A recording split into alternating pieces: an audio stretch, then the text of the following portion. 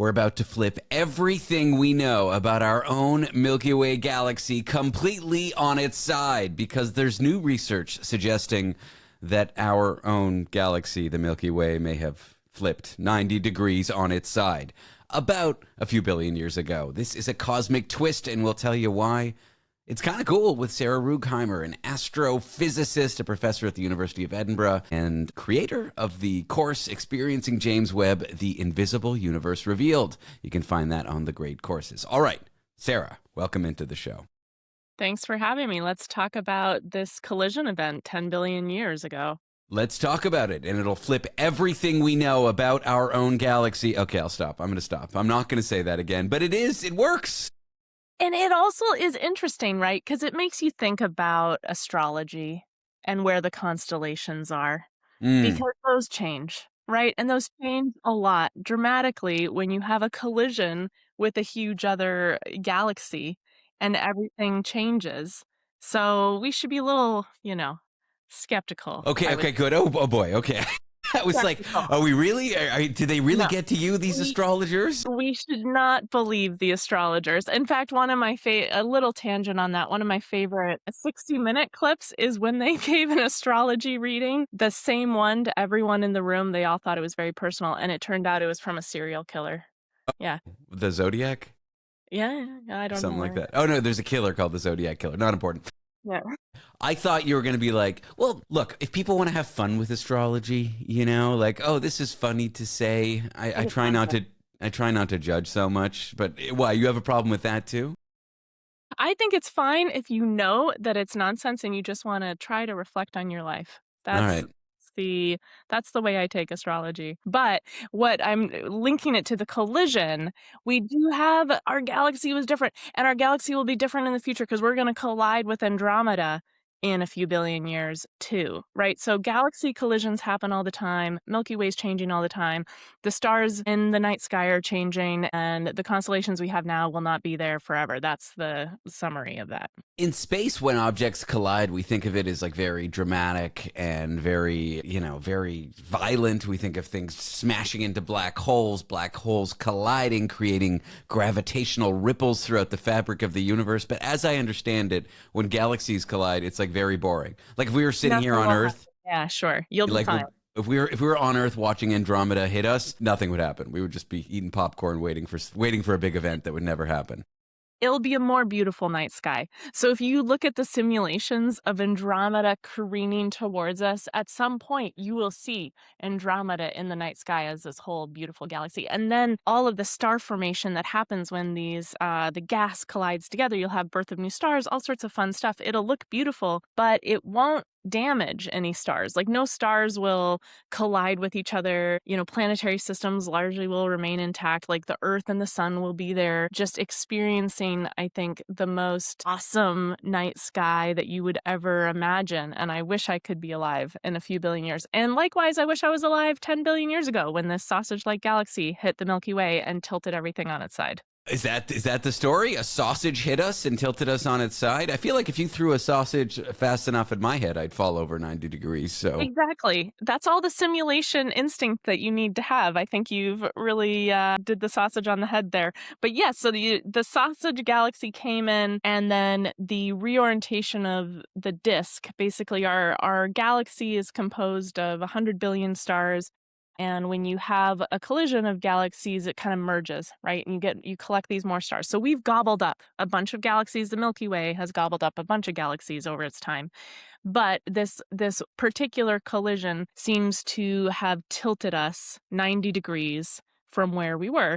And you can see evidence of this in terms of the dark matter and also the speed of stars that are in the halo around our galaxy. So this is there's observational evidence of this, and then there's simulations of like, well, how and why are these stars moving slower, and is our dark matter halo not aligned? And it points to collisions, which we know happen all the time.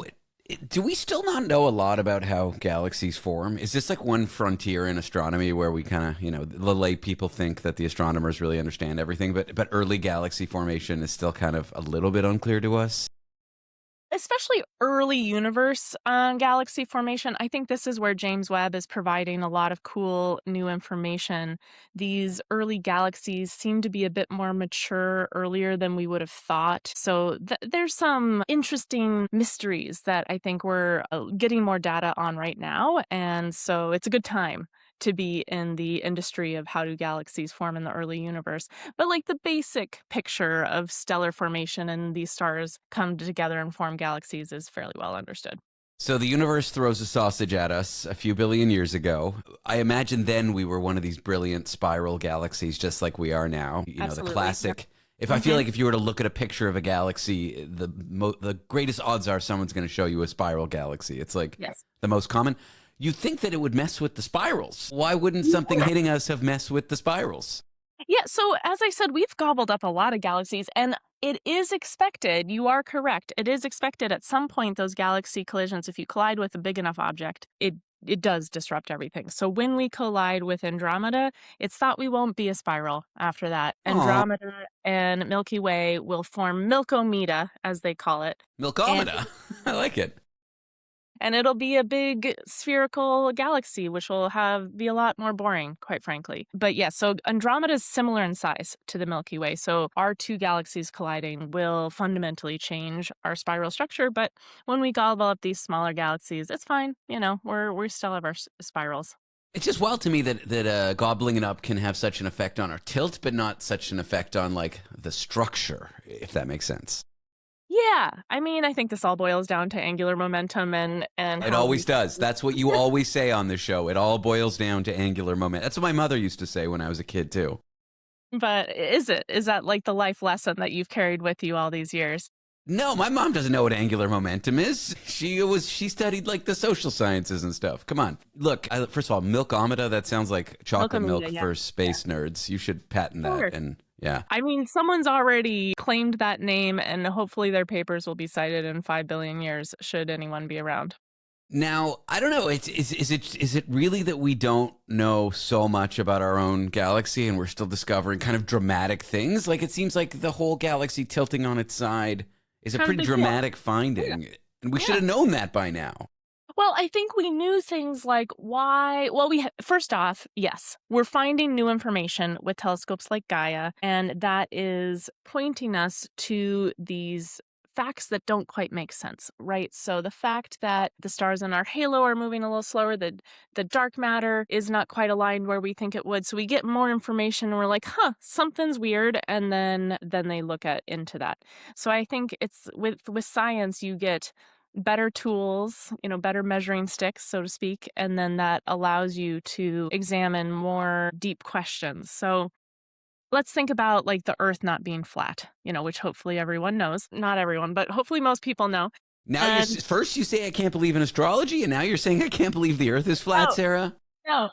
Yeah. But when we found out it was spherical, then it was like, well, it's not just spherical, it's an oblate sphere. And it's not just an oblate sphere, it's a pear-shaped spheroid. So like there's always slight variations that happen, and that's what's happening here with these new galaxy simulations. So we're getting better at looking at kind of the momentum of objects in our own galaxy. From that, we extrapolate and simulate on a computer that it flipped, and boom, we got more information.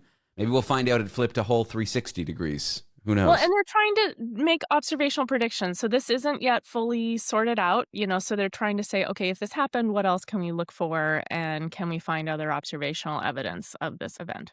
And when we do, I look forward to having you back on the show. Sarah Rugheimer is an astrophysicist and professor at the University of Edinburgh. Sarah, it was a joy having you here. Thanks for having me. And we definitely flipped everything we know about our own galaxy by 90 degrees or something.